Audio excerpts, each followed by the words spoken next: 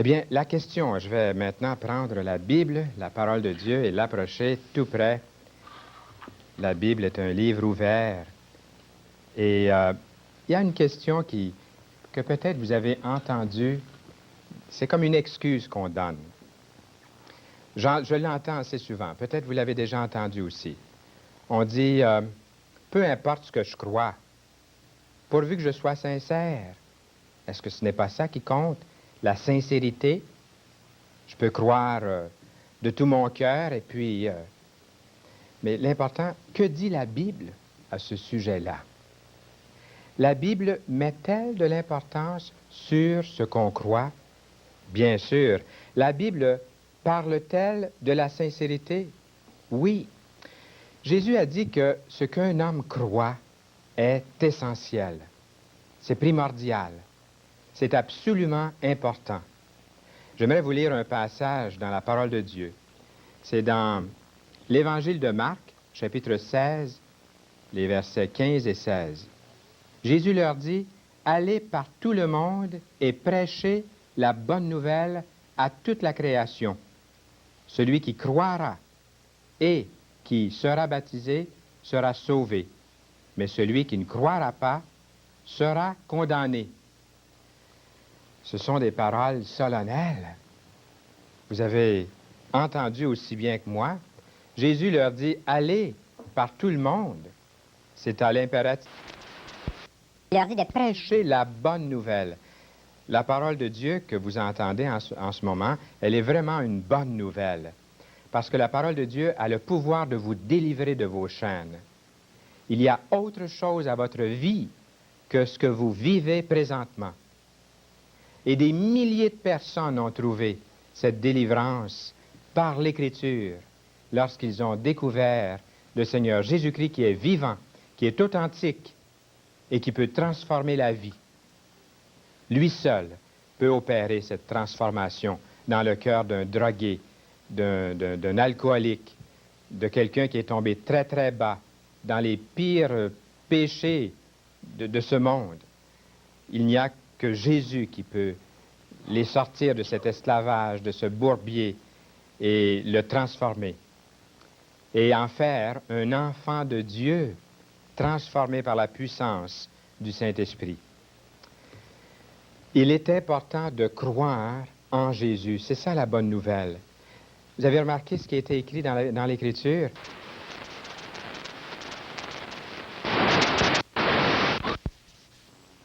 C'est écrit dans l'Évangile de Marc, chapitre 16. Être sincère et une multitude, la plupart des gens, je dirais, ils sont sincères. Être sincère dans ses croyances, suffit-il vraiment? Je ne crois pas que cela suffit pour être forcément dans la bonne direction. Nous allons voir dans un instant pourquoi. Plusieurs disent, j'ai la foi. Mais je me demande, la foi en quoi? J'ai raison de me demander, mais la foi en quoi? Je vais vous raconter, il y a plusieurs années, j'ai visité une dame qui aimait beaucoup la parole de Dieu. Elle aimait beaucoup entendre lire la Bible. Et j'allais la visiter dans mon travail de pastoral.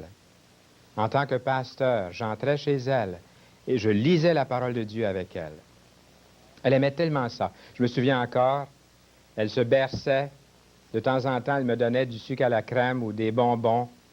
Et puis, j'espérais toujours la voir grandir, la voir transformée par le message de l'Écriture. J'espérais toujours qu'elle découvre Jésus-Christ. J'ai cru être très, très clair en lui annonçant la parole de Dieu.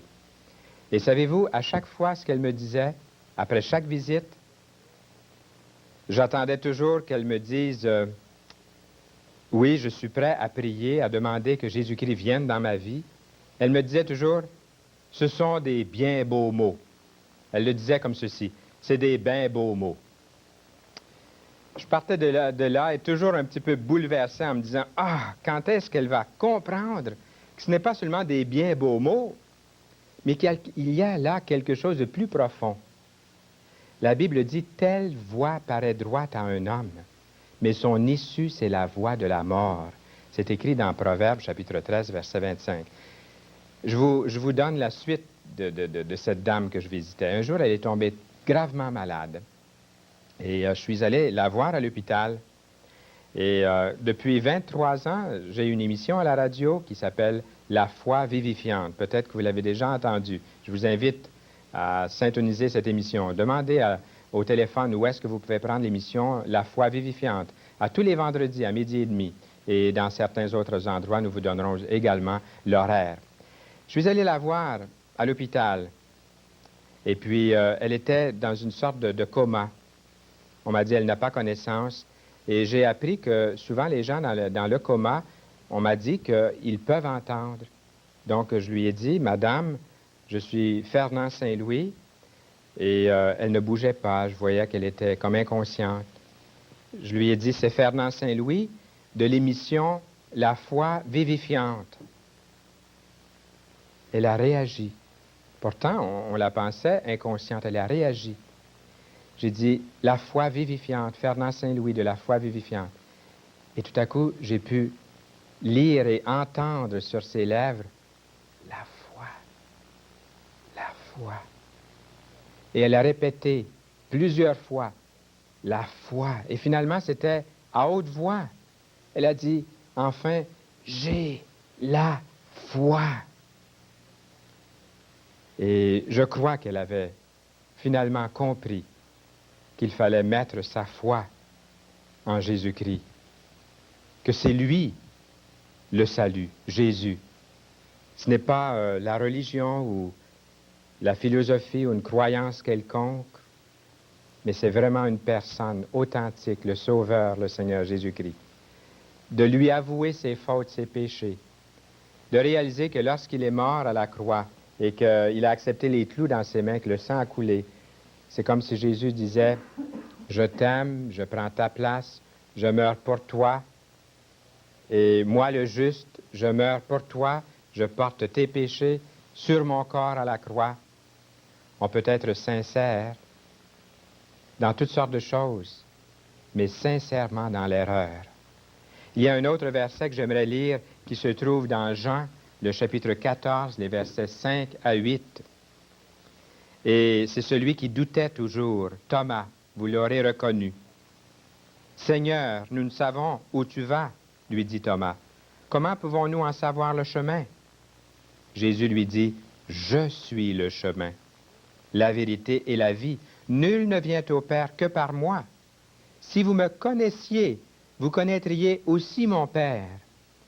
Et dès maintenant, vous le connaissez et vous l'avez vu. » Que faut-il croire sincèrement? Thomas a posé la question. Et vous avez remarqué que Jésus ne lui dit pas plutôt, « Je suis un des chemins ». Jésus n'a pas dit, « Je suis un des chemins » et puis, peu importe quel chemin vous prenez, tous vont arriver au Père, à Dieu. Jésus dit, « Je suis le chemin, la vérité et la vie. Personne ne vient au Père que par moi, par Jésus. » Et Jésus démontre clairement que c'est lui le seul chemin. J'ai entendu à la radio cet après-midi, dans mon automobile, quelqu'un qui disait « Tous les chemins mènent tous à la même place, au cimetière. » Oui, c'est ce que j'ai entendu aujourd'hui. Et puis j'ai commencé à penser à ça et je me suis dit, c'est vrai. Ça, c'est l'espoir de tout le monde, de la plupart. Il ne sert à rien de se dépêcher puisque on va tous arriver finalement au cimetière. Mais il y a plus que le cimetière. Il y a toute une vie après. Jésus promet la vie éternelle à tous ceux qui croient en lui. Dans Jean chapitre 11 et les versets 23 à 27, nous avons un passage qui dit ceci. Jésus lui dit, ton frère, c'est-à-dire, Jésus parle ici à Marthe, il dit, ton frère ressuscitera, Lazare. Je sais, lui répondit Marthe, qu'il ressuscitera à la résurrection au dernier jour. Jésus lui dit, je suis la résurrection et la vie. Celui qui croit en moi vivra, quand même il serait mort. Et quiconque vit et croit en moi ne mourra jamais. Crois-tu cela? Elle lui dit, oui, Seigneur, je crois que tu es le Christ, le Fils de Dieu qui devait venir dans le monde. Celui qui croit en moi, dit Jésus, vivra, quand même il serait mort. Je pense ici que le Seigneur pensait à tous ceux qui sont morts spirituellement, qui ne connaissent pas Dieu. Ils peuvent avoir la vie, ils peuvent ressusciter spirituellement. Et même s'ils meurent ensuite physiquement, ils revivront, car Jésus leur donnera la vie à leur corps, puisque déjà il leur a donné la vie, à l'âme, depuis ce jour où ils l'ont reconnu comme Seigneur et Sauveur de leur vie. Crois-tu cela? Croyez-vous cela?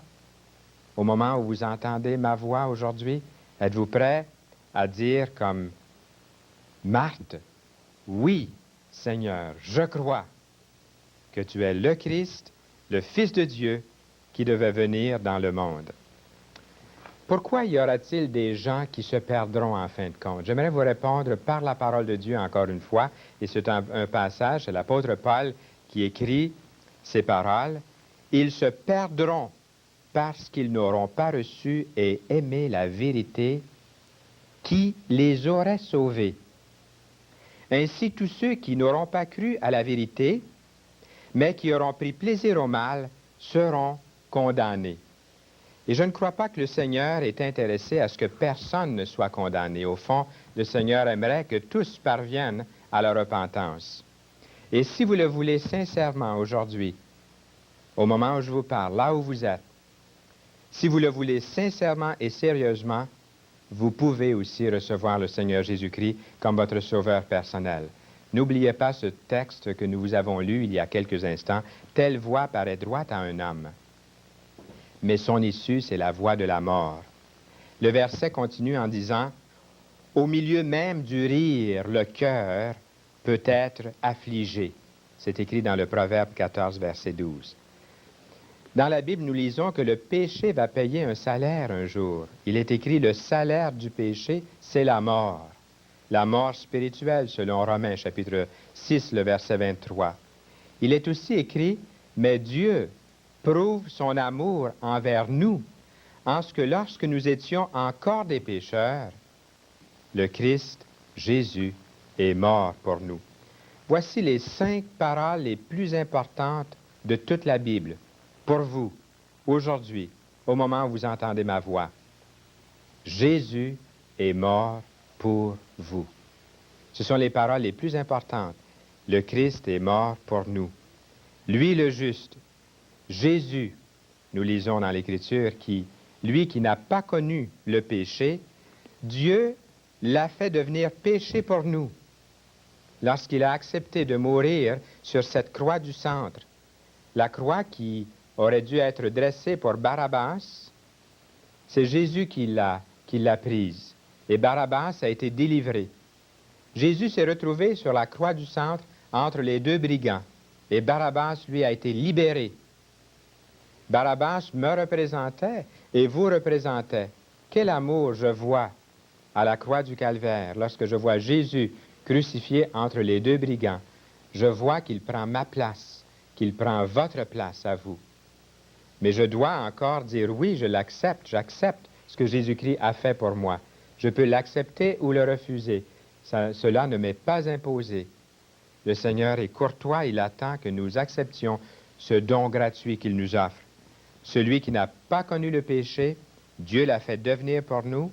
Je lis ces paroles de la Bible, afin que nous devenions en lui, en Jésus, que nous devenions la justice de Dieu.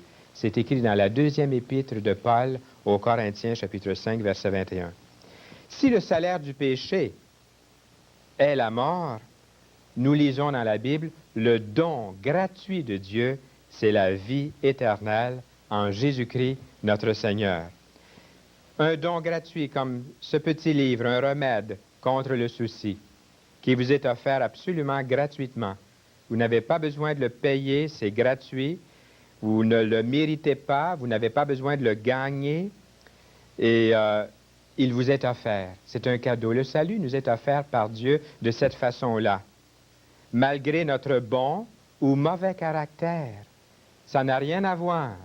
C'est un don gratuit. Que vous soyez bon, que vous vous voyez bon à vos propres yeux, ou que vous voyez méchant à vos propres yeux. Le salut est pour vous. Il vous est offert. Celui qui se croit trop bon pour ne pas accepter ce don de Dieu sera perdu, nous dit la Bible. Et celui qui se voit trop grand pécheur pour venir à Jésus, simplement, sera perdu aussi. Les deux, le bon ou celui qui se croit méchant ou qui est réellement méchant, peuvent venir et recevoir ce don gratuit de Dieu, offert par Jésus-Christ. La plupart, malheureusement, essaient par eux-mêmes, ou peut-être n'essaient plus du tout. La Bible nous dit que l'homme est pécheur. Personne ne sera justifié devant lui, nous dit la Bible, par les œuvres de la loi, puisque c'est par la loi que vient la connaissance du péché, d'après l'Épître de Paul aux Romains, chapitre 3, le verset 20. Le salut est inconditionnel. On ne le mérite pas, le salut ne dépend pas de moi, ne dépend pas de personne. Dieu est amour.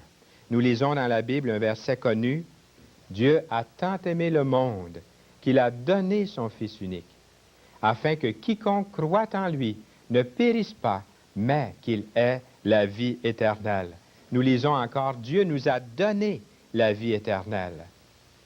Et cette vie est dans son Fils. Ce n'est pas en moi, ce n'est pas en vous, ce n'est pas dans mon pasteur, dans le curé, dans le rabbin ou dans un savant. Non. Cette vie est dans son Fils. Celui qui a le Fils a la vie. Ce n'est pas écrit aura la vie. A, présentement, peut recevoir la certitude, l'assurance de son salut. Celui qui n'a pas le Fils de Dieu n'a pas la vie, nous dit la parole de Dieu. J'aurais encore tellement de choses à vous dire. Nous en garderons pour une autre fois, mais j'aimerais vous presser en ce moment d'accepter Jésus. Je reviendrai vers la fin de l'émission pour faire cette prière de repentance avec vous aussi, pour que vous puissiez recevoir Jésus-Christ d'une façon sincère et réelle.